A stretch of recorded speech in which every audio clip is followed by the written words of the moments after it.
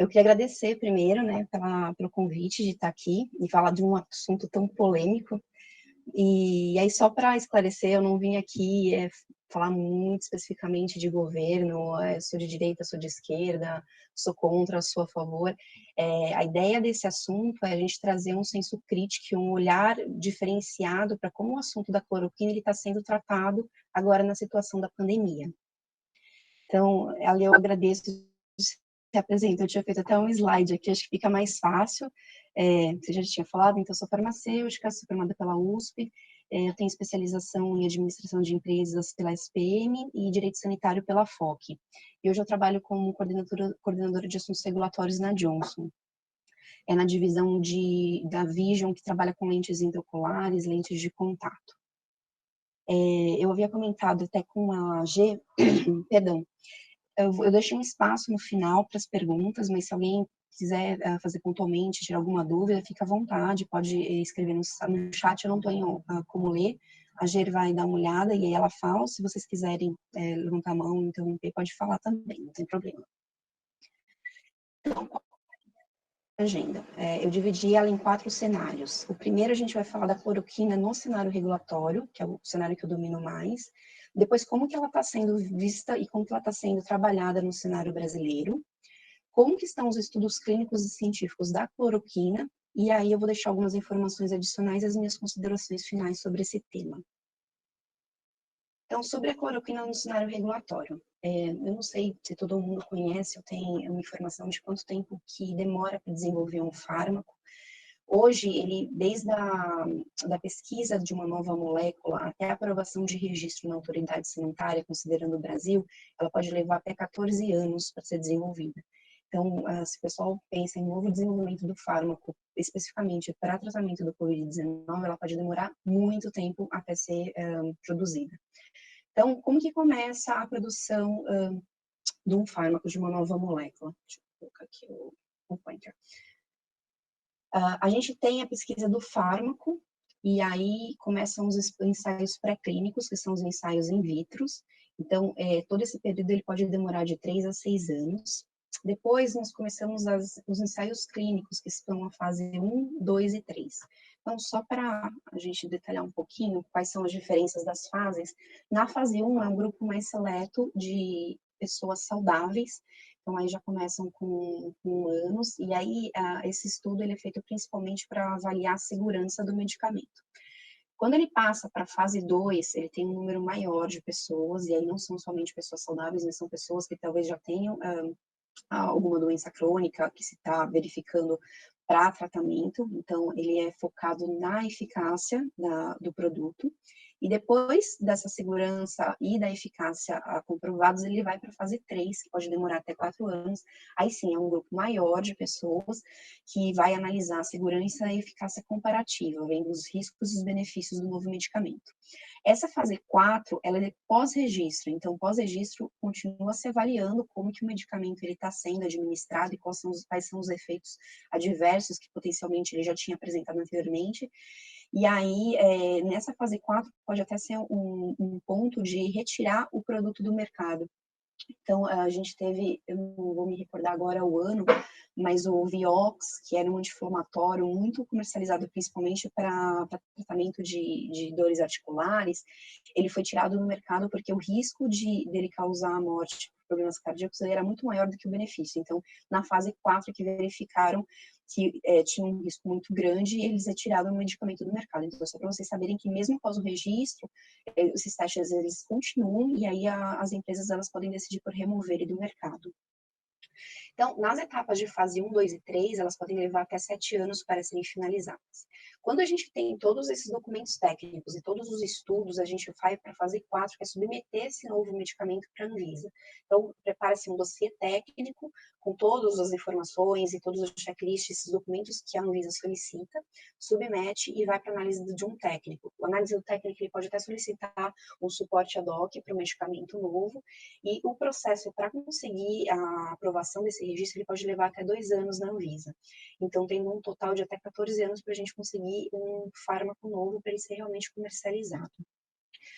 A Anvisa, é lógico que ela não está, ninguém quer que espere 14 anos para o medicamento ser lançado no mercado, né? Então, pensando já em planos de contingência para o Covid-19, o que a Anvisa já está trabalhando com isso e ela vem trabalhando desde o início do ano.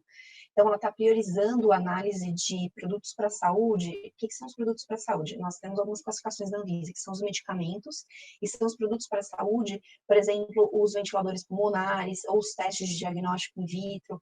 Todos esses produtos que estão relacionados no tratamento, no diagnóstico do Covid-19, eles estão sendo analisados com prioridade.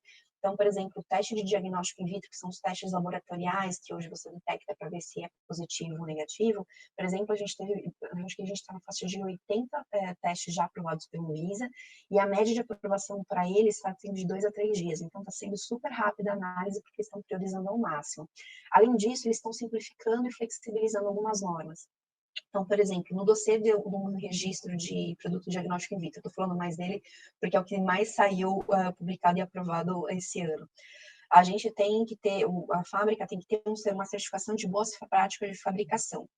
Para conseguir essa certificação de boas práticas de fabricação, ela não é um processo tão rápido. Então, por exemplo, a Anvisa flexibilizou esse checklist, esse documento que eles solicitam para ser só o protocolo de submissão da Anvisa, e depois a Anvisa vai inspecionar fisicamente, ou ela vai inspecionar virtualmente. Então, algumas flexibilizações justamente para esses produtos, eles estão sendo realizados para que não falte produto no mercado e que a gente tenha o acesso o mais rápido possível a eles. Além disso, está tendo orientação e assistência técnica. Então, a Anvisa, ela cuida também, ela é responsável por parte de portos e aeroportos. Então, chegou um produto, uma carga nova, para verificar se essa carga está contaminada, se não está. Então, orientação de como que vai. Ela trabalha muito junto com o Ministério da Saúde, ela não reporta ele, mas ela trabalha junto com o Ministério da Saúde. Então, essas orientações e assistências, elas estão sempre sendo trabalhadas. Então, a Anvisa está com um plano mesmo de contingência que pode ser verificado no site dela e tem até um histórico cronológico desde que eles começaram a fazer esse trabalho. Todos os dados que eu vou apresentar para vocês, eu tenho referência aqui, então se alguém depois precisar, eu compartilho, tá? Especificamente para a cloroquina, qual é a situação que a gente tem? A cloroquina ela já é um medicamento registrado no Brasil, então a gente não precisa registrar. O que a gente precisa fazer? A indicação que tem hoje na Anvisa, ela não é para tratamento de Covid-19. Então, ela tem algumas indicações aprovadas, eu até coloquei aqui.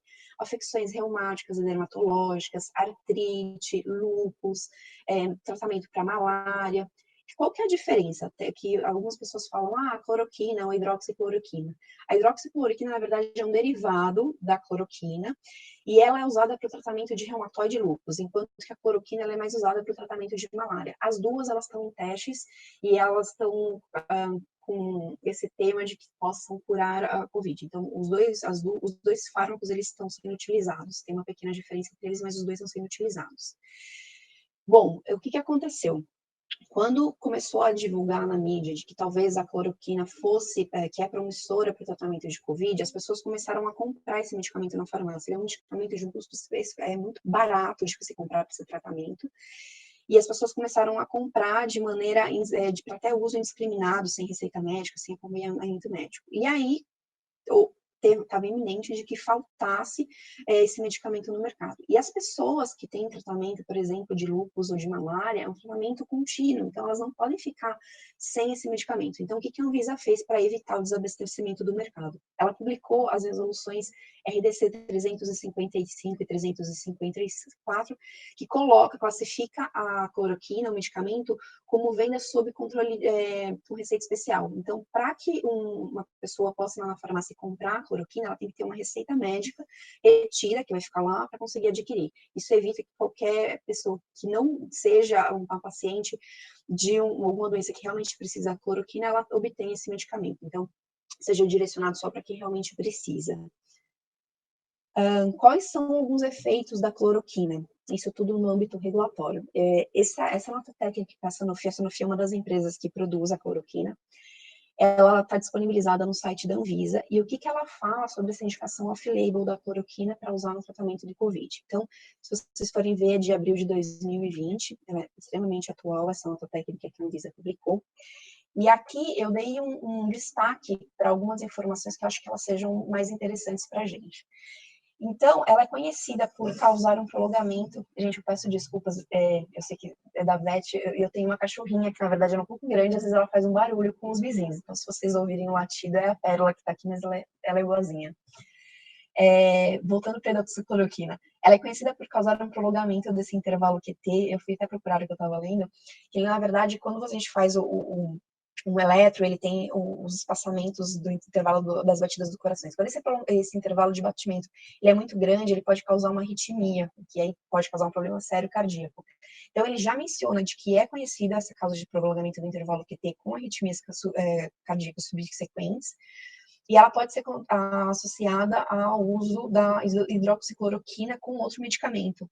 Então, eu vou até falar mais para frente, mas, assim, principalmente eles estão fazendo um protocolo de administração de cloroquina ou hidroxicloroquina com azitromicina, que é um medicamento que pode potencializar esse efeito adverso de arritmia subsequente. Então, tem um número significativo de relatos de casos graves que põem em risco a saúde, põem em risco a vida do paciente. E o que eles estão aconselhando? Os profissionais da saúde que eles tenham cautela na utilização da cloroquina fora da indicação de uso, off-label, que é essa indicação para o tratamento do COVID. E, em particular, em pacientes com fatores de risco específicos, que aí ele menciona esse outro medicamento que é utilizado, que é aqui ele coloca a azitromicina. O que acontece além disso, que eles até colocaram aqui, que não tem nenhuma evidência científica suficiente que permita qualquer conclusão sobre a eficácia e segurança do medicamento para a utilização da cloroquina. Então, a gente tem hoje, assim, ele é aprovado para outras indicações, e aí nós temos a segurança e a eficácia, só que para o uso da cloroquina, como a gente não sabe, por exemplo, a dosagem que tem que ser feita, e nem o tempo que eles estão administrando, por isso que ela não pode ser considerada segura para ser utilizada por esses pacientes, até por isso que a Sanofi, ela emitiu essa nota técnica. Para vocês terem uma ideia da complexidade, a cloroquina, ela demora a meia-vida dela de 30 a 60 dias. Então, não é um medicamento que é de fácil e rápida eliminação do organismo. Então, se tem uma pessoa que já tem uma predisposição, que já tem alguma doença cardíaca, ela, durante esse tempo aqui, ela ainda pode correr o risco de ter uma arritmia ou ter algum outro problema pior. Então, o risco de pessoas que têm esse problema cardíaco é multifatorial e ele é potencializado pela associação da cloroquina a outros medicamentos conhecidos, que é, por exemplo, a azitromicina. Então, eles evitam, e aí para os pacientes que têm doenças cardíacas, insuficiência cardíaca, infarto do miocárdio, braquicardia, histórico de disritmias, hipocalcemia, e hipomagnesia não corrigida. Então, ela está bem clara nessa nota técnica de que mesmo que sejam utilizados protocolos para tratamento de COVID, como tem ensaios clínicos, ela tem um risco e não é um risco pequeno para a saúde da pessoa e pode colocar ela até em risco de morte. O que é mais que a Sanofi ela menciona, né? Que eles já tiveram um número significativo de casos graves com risco à vida envolvendo prolongamento desse intervalo QT, e com paradas cardíacas e mortes súbitas, isso já foi notificado, inclusive, na farmacovigilância, e em vista da gravidade desses casos, o uso da cloroquina fora da indicação de uso para o tratamento do COVID-19, ele deve ser avaliado cuidadosamente pelos prescritores e seu uso em associação com qualquer medicamento. Então, essa nota técnica que a Sanofi, uma das fabricantes da cloroquina, ela disponibiliza no site para que todas as pessoas possam visualizar isso. Então, ela coloca muito abertamente qual é o risco e de que hoje a gente não tem comprovado nenhuma segurança nem a eficácia desse medicamento. E aí, como que está sendo a cloroquina no cenário brasileiro? Como que está sendo debatido isso e como que está sendo posto isso? Eu até comentei com a Lê, antes da gente começar aqui essa reunião, de que eu fiz essa apresentação no sábado. E aí eu procurei os dados mais atualizados para colocar para trazer para vocês, como os casos confirmados de Covid-19 hoje no Brasil e o número de óbitos. E qual não foi a minha surpresa quando eu comecei a ler as reportagens? Bom, a hora que eu entrei no site do Ministério da Saúde, ele estava em manutenção. Imagina, em meio à pandemia, o site do Ministério da Saúde está em manutenção. E eu comecei a dar uma busca na internet e eu verifiquei por informações, tem jornais, de que eles começaram a divulgar esses boletins que antes eram às 7 horas da noite, às 10 horas da noite, eles começaram a omitir alguns dados no site, e O site do Johns Hopkins, que tem, ele, assim, é o mais teoricamente confiável que hoje a gente tem globalmente, que tem dados do país inteiro, ele tinha, inclusive, tirado os dados do Brasil da lista. Então, o Brasil, que estava em segundo aparecendo lá, ele tinha sido retirado do site. E aí, esses dados que eu havia conseguido na sexta-feira, no sábado, foi antes deles retirarem. Então, a gente, no sábado, no dia 6/6, a gente estava com 614.941 casos confirmados, sendo 34.021 números de óbitos. Eu entrei e atualizei isso agora um pouquinho antes, no próprio site da Johns Hopkins, que depois eles acabaram voltando com o número lá, o Ministério da Saúde voltou a funcionar e colocar de novo o número. Esse número ele já subiu para 691.758, com 36.455 óbitos. E há em alguns sites também brasileiros, então acho que é o do G1, eu tinha visto acho que na BBC, esse número inclusive não estava batendo com o do Hopkins, então ele estava um pouquinho maior, estava com 37 mil, ele estava baseado com os dados das secretarias de saúde, então até por isso que eu coloquei esses dados atuais, de que a gente não tem muita confiabilidade hoje desses dados. Aqui para mostrar para vocês como que estava o site deles, né, isso aqui do jornal da BBC, então o Brasil ele deveria aparecer aqui abaixo dos Estados Unidos, que é como ele está hoje, ele foi retirado do ar no sábado. E não bastando a gente ter sido retirado do site, porque a gente não tem, não tinha esses dados, o secretário da Saúde, o Carlos Wizard, ele mencionou de que, na verdade, o Ministério da Saúde ele iria recontar esses números de mortes causados pelo coronavírus, pelo Covid, porque ele disse que os dados atuais eles são fantasiosos ou manipulados, e que um balanço atualizado deve ser publicado em um mês. E aí, que ele coloca aqui é que, na verdade, que ele acreditava ser, sem nenhuma base, sem nenhuma explicação de onde ele tirou essa fonte, de por que teria essa razão de serem dados fantasiosos, sendo que hoje a gente sabe que no Brasil há muitos casos de subnotificação. Então, esses valores, na verdade, se eles forem fantasiosos, é para menos, né? Porque atualmente a gente não tem nem quantidade de testes suficientes para fazer em todas as pessoas. Muitas pessoas são enterradas sem o laudo conclusivo de que realmente foi no Covid. Então, esse é um dos pontos do cenário brasileiro. Outra coisa que eu queria trazer para vocês aqui é que ontem, na hora que eu estava visualizando o site até um site, posso dizer que não é muito confiável, mas assim, um site de notícias que às vezes são mais chamativas, no Yahoo, o que eles mencionaram, e aí eu trago muitas das informações aqui para criar um olhar crítico em vocês, não sou dona da verdade, nem estou falando que é realmente isso que acontece, mas é um olhar crítico do que eles estão falando. Então, por exemplo, que mensalmente o balanço registrava 1.382 novas mortes nas últimas 24 horas. E aí esse número ele caiu. Então, mais tarde, no entanto, o painel oficial do Ministério informava 585 óbitos. Então, assim, são 857 vidas que, na verdade, vidas perdidas, que estavam sendo contabilizadas antes e que depois elas diminuíram para 585. Então, por que isso, né? Então, assim, o número de casos ele está sofrendo mudanças e a gente sabe dos casos de subnotificações, eu vou até falar posteriormente, e por que eles estão sendo agora alterados, assim, qual que é o intuito disso? A gente não pode nem confiar, então, nos dados oficiais do Ministério da Saúde, então eu quis trazer aqui mais para ter um olhar crítico para vocês. Do Ministério da Saúde, falando em confiabilidade, a gente tem um cenário no meio de uma pandemia e nos últimos 3 meses a gente trocou de ministros 2 vezes e a gente está há mais de 20 dias sem nenhum ministro. Então, o primeiro foi o Mandetta, né, que é formado em medicina, que tem uma formação na área da saúde, para estar no cargo de ministro da saúde. Depois veio o Nelson, que também está na área ele é formado em medicina, está na área da saúde, ele ficou, sei lá, pouquinho menos de um mês, pode-se dizer que um mês, saiu, inclusive os 2 ministros, eles saíram por problemas de imposição de querer colocar a cloroquina como tratamento para o Covid, então eles bateram de frente com essa imposição, eles saíram, a gente está sem ninguém, e aí, por enquanto, tem um ministro interino, que é o Eduardo Pazuello, que não tem nenhuma formação na área da saúde, ele é general da divisão do Exército, e ele que está comandando hoje o Ministério da Saúde em frente a uma pandemia mundial. Então, esse é o cenário brasileiro que a gente tem hoje, num órgão que deveria ser o mais valorizado, vamos dizer assim, para tomar ações pensando na nossa saúde e na saúde da população e quais são as ações que a gente tem que fazer justamente para o enfrentamento do Covid. E aí, só para voltar aqui, o Nelson, ele saiu no dia 15 de maio, o Eduardo, ele assumiu como interino, e no dia 20 de maio, a gente tem a aprovação do protocolo de utilização da cloroquina.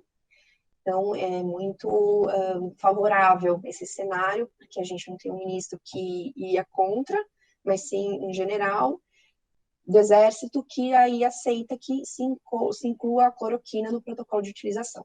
E antes ela estava sendo utilizada para casos graves, assim, o Ministério estava trabalhando com a utilização para alguns casos graves, com assinatura e todos os termos para os ensaios e estudos clínicos. Agora, esse protocolo ele inclui todos os casos, os leves, os moderados e os graves. E aqui, se alguém tiver coisa de interesse, então, a gente tem quais são os sintomas leves que as pessoas já podem ser tratadas com cloroquina, quais são os moderados e os graves. E aí, o que eu queria reforçar aqui, esses aqui são sintomas leves. Nos sintomas leves, todos eles prescrevem o uso da cloroquina com azitromicina. Então, as duas indicações, elas são a combinação dos dois, que se vocês se recordam, na nota técnica feita pela Sanofi, quando utilizada a cloroquina com azitromicina, há um índice muito maior, um risco muito maior de você ter um problema cardíaco. Então, ela está sendo orientada a administrar para pessoas que às vezes nem tenham, são sintomas leves, nem precisam ser às vezes internadas no hospital e já tenham essa administração. Então, olha o risco que essas pessoas, elas podem ser submetidas sem necessidade. Então, para todos os sintomas leves, os moderados também, elas estão com a indicação dos dois medicamentos, cloroquina e azitromicina, e aí os graves que eles já tinham sido informados antes. O que o Conselho Federal de Medicina fala? Então, a gente tem um cenário, o que eles mencionam? Na visão do CFM, a primeira possibilidade em que pode ser considerado o uso da cloroquina e da hidroxicloroquina é no caso de pacientes com sintomas leves, início de quadro clínico, em que tenham sido descartadas outras viroses, como influenza, H1N1 e dengue, e exista diagnóstico confirmado de Covid-19. A segunda hipótese é um paciente com sintomas importantes, mas ainda sem necessidade de cuidados intensivos, com ou sem recomendação da internação. Essa é a informação que está hoje no site do Conselho Federal de Medicina. E aí eu queria trazer algumas informações também para o olhar crítico de vocês, que mesmo nessa mesma página onde estão aquelas informações, ele coloca como evidência o Conselho. Ao final do trabalho, conclui-se que não existe evidência robusta de alta qualidade que possibilite a indicação de uma terapia farmacológica específica para o Covid-19. Então, assim, eles orientam, está no protocolo, mas ainda não tem nenhuma comprovação. E eles também mencionam aqui os efeitos adversos que tem do uso da cloroquina ou da hidroxicloroquina isoladamente ou associada à azitromicina, que pode realmente ter casos de problemas cardíacos e às vezes alguns casos de efeitos adversos como desconforto abdominal, náuseas, vômitos e diarreia. Contudo, também pode ocorrer toxicidade ocular, cardíaca, neurológica e cutânea. Então, essas são as informações que estão hoje no Conselho Federal da Medicina, que diz que não tem nenhuma comprovação e orienta e ainda fala quais são os efeitos adversos. E uma informação que essa informação do Conselho Federal da Medicina, ela foi alterada após um encontro com o Bolsonaro. Então, eles fizeram um encontro com o presidente, ela ocorreu no dia 23 de abril, né? Então, ele já tinha, depois dessa reunião que eles fizeram, eles alteraram essas informações no site. E quando o Eduardo Pazuello assumiu interinamente o ministério, o que aconteceu? Que eles incorporaram isso. Então, a gente tem uma outra informação aqui, gente, as fontes todas aqui do site da UEL, da Folha de São Paulo, da UOL e da Folha de São Paulo, que o Ministério da Saúde ele encontrou uma brecha legal para conseguir justificar uma decisão política.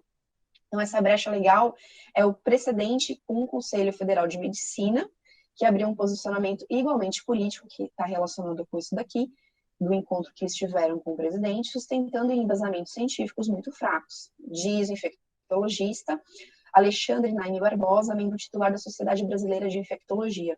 Barbosa é um dos pesquisadores encarregados de um estudo clínico que está sendo feito em nível nacional com 1.300 pacientes para avaliar o uso da hidroxicloroquina para preservação de hospitalização e complicações respiratórias com os pacientes ambulatoriais que estão com Covid-19 em sintomas leves. Então, essas são as informações que a gente tem hoje. Eu vou falar mais para frente sobre a parte de ensaios clínicos, mas eu não podia deixar de incluir aqui nessa análise do cenário brasileiro que depois que a OMS ela declarou a suspensão dos testes com a hidroxicloroquina, os Estados Unidos eles enviaram 2 milhões de doses para o Brasil do medicamento cloroquina. Eu queria deixar aqui um ponto importante, que eu não sei se vocês acompanharam as informações, mas assim, a gente tem fábricas no Brasil que produzem cloroquina, inclusive o Exército está apto a produzir a cloroquina. Então, assim, a gente não tem um problema de produção, e mesmo assim a gente importou 2 milhões de doses dos Estados Unidos. E isso depois que a OMS informou que ela estava suspendendo os testes de substâncias com pacientes de coronavírus. E aí eu vou deixar uma pergunta aqui. Será que tem algum interesse político nisso? Econômico? E aí, se alguém quiser depois dar uma olhada, tá aqui as informações, foi na Carta Capital essa informação. Algumas outras informações adicionais que eu queria colocar aqui do cenário brasileiro, a OMS ela ainda não reconhece nenhum medicamento ou vacina para o Covid-19, a gente sabe que algumas empresas elas estão testando vacinas e isso a gente está com uma previsão de ter uma aprovação muito mais rápida, então talvez, se tudo der certo, ainda esse ano a gente tenha a aprovação dessa vacina, mas o medicamento, assim, não tem nem iniciativa. E ainda, eu vou deixar aqui que o Comitê Científico, a Diretoria da Sociedade Brasileira de Imunologia, eles divulgaram um documento que se afirma que ainda é precoce a recomendação do uso deste medicamento no Covid-19, visto que diferentes estudos mostram não haver benefícios para os pacientes que utilizaram a hidroxicloroquina. Então, essas são as informações que a gente tem hoje no cenário brasileiro. Indo para falar sobre estudos clínicos e científicos. Deixa eu só... Gente, eu me empolgo às vezes para falar, se eu estiver indo muito rápido, vocês avisam, eu dou uma diminuída aqui na velocidade.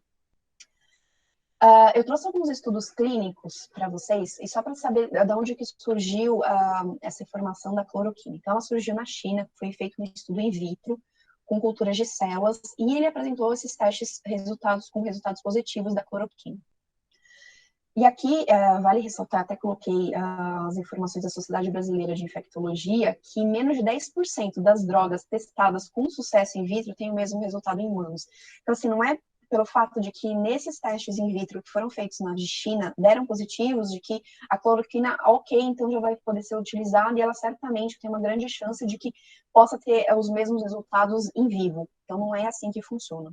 Depois desses estudos da China, tiveram outros estudos na França, que eles foram feitos com os pacientes com Covid. E nesse estudo da França, ele deu resultados promissores de benefícios, e ele foi amplamente criticado pela comunidade científica. Por que ele foi amplamente criticado? Então, o que aconteceu? Ela tinha a pesquisa analisou o uso da cloroquina com a azitromicina e concluiu que o tratamento ela tinha sido associada à diminuição ou desaparição da carga viral em pacientes com Covid. E aí, por que ela foi amplamente criticada pela classe científica? A pesquisa ela foi desacreditada porque houve críticas ao número reduzido de pacientes, foram apenas 36 pacientes utilizados, em comparação com uma comparação pouco rigorosa entre os grupos de pacientes e a maneira como os resultados foram medidos, e o estudo não analisou se o paciente melhorou, piorou ou morreu, mas ele sim, por quanto tempo o vírus era detectado em seu corpo. A pesquisa ela foi também aceita para publicação em apenas 24 horas. Ela não teve aquela avaliação, aquela revisão que eles falam, o peer review, né? Por outras entidades ou comunidades científicas, por outros cientistas, para verificar se realmente faz sentido ou não. Então, por isso que ela não foi aceita, foi super criticada. Posteriormente, a gente teve o FDA nos Estados Unidos. O FDA é como se fosse a Anvisa nos Estados Unidos, né? É o órgão regulador maior dos Estados Unidos na parte de tanto alimentos quanto drogas e produtos farmacêuticos. Então, ela emitiu em março essa autorização para uso emergencial da cloroquina no tratamento do Covid para um número limitado de casos hospitalares. E um mês depois, no entanto, diante dos estudos apontando um elo entre os medicamentos e a incidência de arritmia cardíaca em pacientes, a agência advertiu contra o uso deles fora de hospitais ou testes clínicos. Então, esses estudos eles estão sendo repetidos mundialmente. Então, a gente vê isso em vários países. Eu quis trazer aqui, a gente tem muitos outros estudos, eu quis trazer os mais atuais, os mais recentes, e acho que os que têm dados substanciais de categoria classe ouro, que eles falam, né? Então, por exemplo, do jornal British Medical Journal, tem um estudo clínico randomizado, controlado, que eles fizeram, e eles concluíram que a administração da hidroxicloroquina ela não resultou em uma probabilidade significante maior de melhora entre os pacientes hospitalizados com sintomas leves a moderados de COVID. Os pacientes, eles receberam a droga, por outro lado, os pacientes que tiveram a droga, né, eles tiveram consequências adversas do que eles não, dos que aqueles grupos que não recebeu, e a diarreia foi o mais comum deles. E aí, eles apontam algumas limitações, obviamente, nesse estudo, e eu não pude deixar de colocar aqui também, né? Porque ela tem um número reduzido também de participantes, foram 150 participantes, sendo que o mínimo ideal seriam pelo menos 200 participantes. Então, esse é um dos estudos que a gente tem. Temos um outro da New England Journal of Medicine, que é um estudo também randomizado e controlado, e os resultados sobre o uso preventivo da hidroxicloroquina, porque surgiu isso também, né? E até por isso que o Ministério estava querendo administrar em casos leves, de que não adianta só administrar em casos onde o paciente já está quase próximo de um óbito, então tem que ser administrado até como maneira preventiva ou logo que aparecem os primeiros sintomas. Então, nesse caso, por exemplo, eles acompanharam 821 pessoas que elas tiveram exposição ao vírus, ou algum próximo infectado, e participaram dos Estados Unidos e Canadá, que não tinham sintomas, e após essa exposição, um grupo recebeu o placebo e outro a hidroxicloroquina.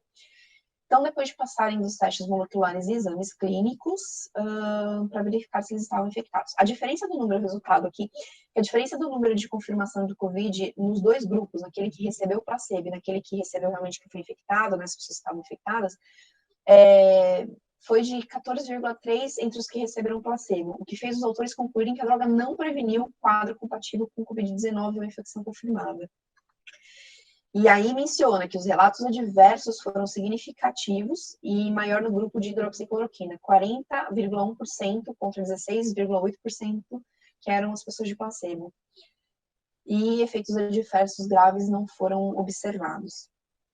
A gente tem um outro estudo ainda da New England Journal of Medicine, que está com 1.376 pacientes que ficaram internados por mais de 24 horas em estados moderados a graves, e 58,9% foram medicados com a hidroxicloroquina, o restante não. A pesquisa apontou que não havia evidências de que o uso da hidroxicloroquina influenciou na redução de mortes ou intubações. Outro estudo do Journal of American Medical Association, com 1.438 pacientes, não encontrou redução de mortalidade por Covid-19 nas pessoas medicadas com a hidroxicloroquina.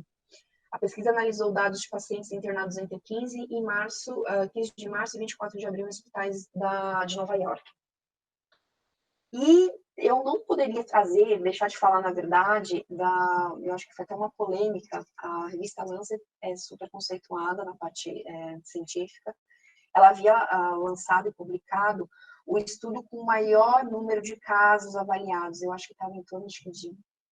Eu vou chutar aqui o número, acho que era de 1.600, eu não lembro agora qual era o número, mas era o maior número de casos que eles tinham avaliado e que comprovava que não tinha realmente eficácia, muito pelo contrário, que os efeitos adversos eles traziam um risco maior para os pacientes com arritmia cardíaca. E depois esse estudo ele foi tirado no ar, ele foi despublicado, na verdade, e essa decisão ela ocorreu porque para esses estudos, eles não foi um estudo randomizado, ele não foi um estudo, ele avaliou os dados que foram os pesquisadores que foram recebidos, e na hora de fazer a auditoria desses dados, eles não conseguiram auditar, então as pessoas, os cientistas que escreveram e fizeram essa pesquisa, eles não se sentiram confortáveis com a publicação e pediram para despublicar. Então, de acordo com os cientistas, a suspensão dos estudos sobre a cloroquina foi feita por precaução devido ao fato de o estudo da Lancet ter sido feito com um número expressivo de pacientes após os questionamentos feitos por agências. Desculpa, esse daqui foi quando eles ainda tinham tirado. E aí, depois que no dia 4 de junho, que eles tiraram, né, o artigo do ar. E por que eu quis trazer essas informações aqui para vocês? Porque eu já ouvi de algumas pessoas falando assim, então aquele estudo que tinha sido feito, que falava que não era, que não tinha benefício, então ele caiu, então na verdade tem benefício. Na verdade, não é isso. Aquele estudo, ele não estava robusto, ele tinha algumas pendências, ele não conseguiu ser auditado, e por isso que ele foi despublicado. Não quer dizer que o fato dele ter sido despublicado, ele cancela todos os outros estudos que estão sendo feitos, né, e a gente continua sem nenhum estudo que comprove o benefício da cloroquina no tratamento do Covid-19. Então, a gente ainda continua sem esses estudos, a única coisa é que esse estudo maior, ele foi retirado da revista Lancet. Não que descredibilize, não tem a credibilidade dos outros estudos que já foram publicados e muitos outros que estão em andamentos, né? Então, essas são as informações, até para complementar. Perdão, deixa eu falar um. E aí, algumas outras informações dos estudos. Ainda falando da revista do Lancet, que os ensaios randomizados e controlados da cloroquina com pacientes com Covid-19, elas ainda continuam sendo necessárias. E aí, tem um levantamento feito pelos pesquisadores dos Estados Unidos e do Canadá, que analisou justamente os estudos que já existem sobre eficácia e segurança dos medicamentos contra a Covid-19. Ela foi publicada no Journal of Clinical Epidemiology. São 12 pesquisas que eles avaliaram e a conclusão foi de que a metodologia usada até agora tem sido muito pobre. A maior parte dos dados divulgados ou publicados até agora com cloroquina ou hidroxicloroquina e as pesquisas sobre o Covid-19 em geral, elas são imprecisas e correm um risco alto de viés nas suas estimativas de efeito. Então, essa é a preocupação que eles emitiram. Ainda segundo eles, um levantamento, a demanda massiva por evidências de tratamento para uma doença nova como o Covid-19, ela pode estar afetando de modo não intencional a conduta de estudos clínicos. Então, gente, desculpa. Ela acaba, inclusive, atrapalhando estudos feitos, porque tem a gente, obviamente, tem uma urgência de encontrar logo um medicamento, né, para essa pandemia, e aí os estudos, eles acabam sendo feitos, assim, com tempos mais curtos, com um número menor, e aí não passa por uma análise, uma metodologia tão precisa. Então, é essa crítica que esses pesquisadores, eles alertam, né? Então, talvez se a gente tivesse tratado um ensaio clínico randomizado, controlado, com um número maior desde o início, a gente talvez tivesse um número mais preciso hoje desses estudos, mas eles continuam sendo feitos. Como que está a situação dos estudos clínicos e científicos aqui no Brasil? Então, já fez estudos, tem mais de 6 mil pacientes. Se eu não me engano, esses são dados mais atualizados. Eu lembro que acho que no Centro Libanês, no Einstein e a Fiocruz, eles já estavam iniciando esses dados, né? Então, são quase 6 mil pessoas. Já foi aprovado, a Anvisa também já aprovou esses estudos, eles estão sendo iniciados. E um estudo preliminar que já tinha sido iniciado no país um pouco antes, sobre o uso da cloroquina para tratar pacientes com sintoma de Covid, logo no começo, pessoal, ele foi interrompido depois de que 11 pessoas morreram. Então, segundo os pesquisadores, altas doses de medicamento poderiam levar a quadros severos de arritmias e batimentos cardíacos irregulares. A pesquisa preliminar foi divulgada no MEDIX, um servidor virtual de informações na área da saúde. E mais tarde, no fim de abril, uma versão revisada por pares foi publicada na revista JAMA, um importante periódico do meio científico. Os cientistas recomendam que as altas doses de cloroquina não deveriam ser adotadas para paciente em estado grave de Covid.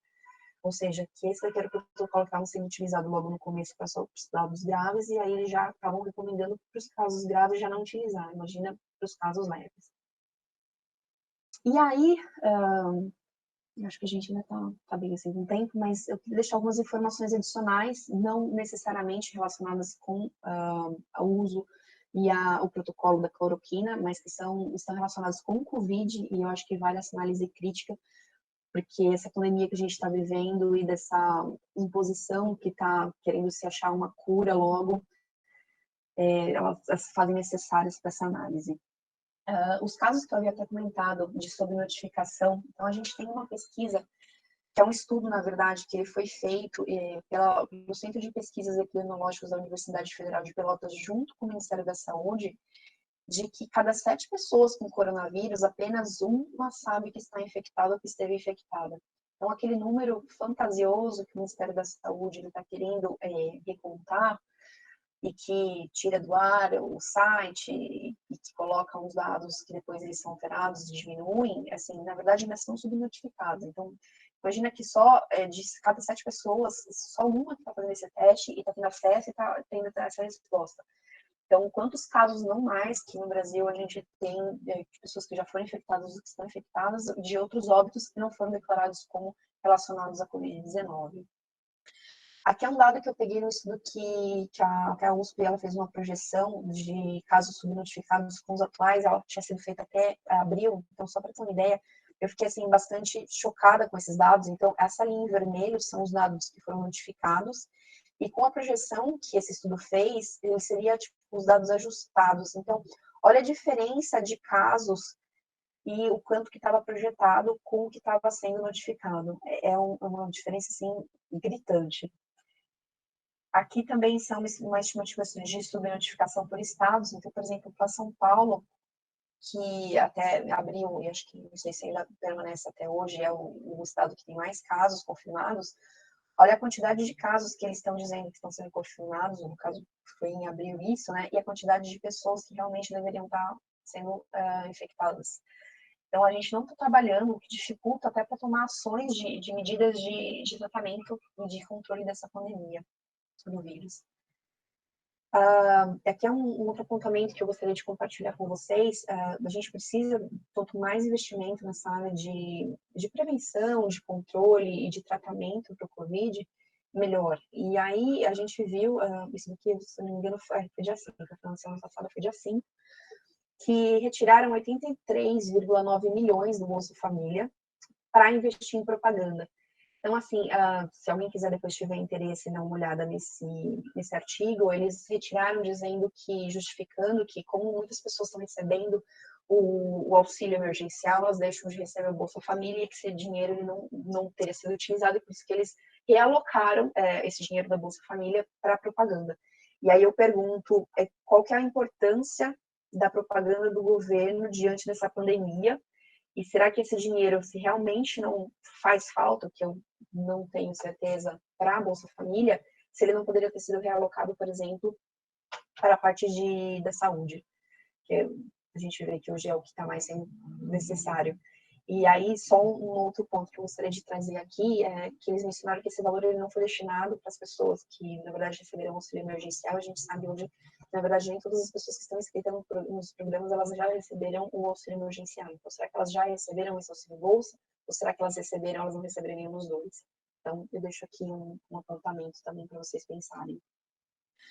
E não bastasse a gente ter a crise política, a gente ter a crise econômica, a gente ter a crise do Covid, a gente tem que lidar também com as fake news. Então, eu quis trazer algumas informações aqui de todos os locais que estão trabalhando para lidar com as fake news sobre Covid-19. Então, aqui é um dado da Folha, né? Que eles, por exemplo, os canais no YouTube, eles são vistos 3 vezes mais do que os dados reais. Então, imagina o quanto de pessoa que está se desinformando da situação e não se informando. Dificulta também você ter uma quarentena que as pessoas realmente aderem a ela. Aqui, para vocês saberem, é o site da Fiocruz, eles também mencionam sobre fake news. O Ministério da Saúde também, ele tem uma página específica para o que está ocorrendo de fake news e tentando quebrar essa divulgação de fake news. Aqui, da Prefeitura de São Paulo, que eles também têm essa página só para trabalhar com fake news.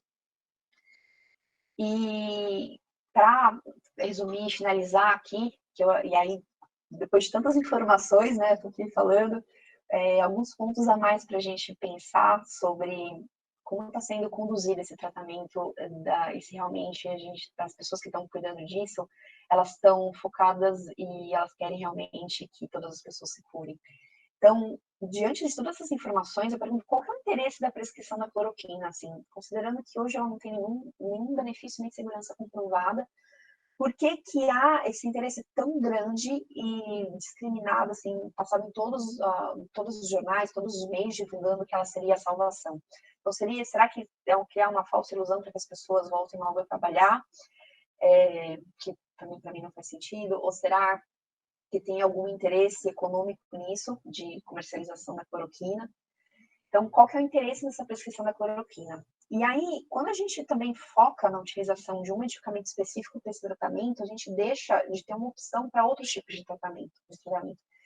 Então, será que quando o paciente ele é internado, então eu estava até vendo uma reportagem, acho que na BBC, uma médica estava comentando. Então, normalmente a pessoa está, sei lá, o paciente está entubado e a família ela tem a oportunidade, a escolha de falar assim, olha, você quer testar um medicamento, tratamento com a cloroquina? Então, então, assinam um termo autorizando esse tratamento de cloroquina. qual que é a percepção e qual que é o know-how dela para decidir se realmente vale a pena colocar em risco a vida dessa pessoa que está lá precisando do tratamento ou não, entendeu? Se realmente o benefício é maior do que o risco ou não. E aí, qual que é a possibilidade, já que a mídia ela divulga muito sobre a cloroquina como a salvadora, os outros medicamentos que acho que tem, se alguém tiver interesse, eu tenho nesse site aqui da BBC, ele menciona até os outros 4 possíveis tratamentos. Qual que é a possibilidade dela testar um outro tratamento que talvez tenha menos riscos à saúde daquela pessoa e ela vai preferir a cloroquina? Então, se realmente essa decisão de utilização ela é uma opção do paciente, se ela realmente, se o paciente ou a pessoa que for tomar essa decisão pelo paciente, ela tem realmente todos os conhecimentos e todas as ferramentas para ter uma decisão clara e consciente da utilização da cloroquina em ensaio clínico. Então, eu já respondo a outra também, já faço esse questionamento. Se a gente está focando tanto em cloroquina, há espaço de pesquisa para novas drogas? E eu queria trazer também, a gente está vendo, pelo menos aqui no estado de São Paulo, e eu sei que algumas outras cidades também estão vendo, essa flexibilização da quarentena. A gente não chegou, na verdade, a entrar numa quarentena que a gente conseguisse controlar a curva, né, o número de pessoas infectadas. Aqui na cidade de São Paulo, nós inclusive tivemos alguns programas de rodízio, dia sim, dia não, tentando ajustar e fazer um esforço super possível para reduzir o número de infecção da curva, que continua aumentando. Eles até, inclusive, adiantaram feriados, né? Então, a gente teve feriado que foi numa quarta, acho que foi quinta, sexta, sábado, domingo, o fim de semana e segunda-feira, para que as pessoas não saíssem de casa. E agora, magicamente, eles já querem flexibilizar essa quarentena. Então, o que está acontecendo? Qual que foi a mudança, a justificativa para essa mudança de racional? Então, estamos hoje todos seguros de realmente voltar ao trabalho? Então, por que dessas iniciativas?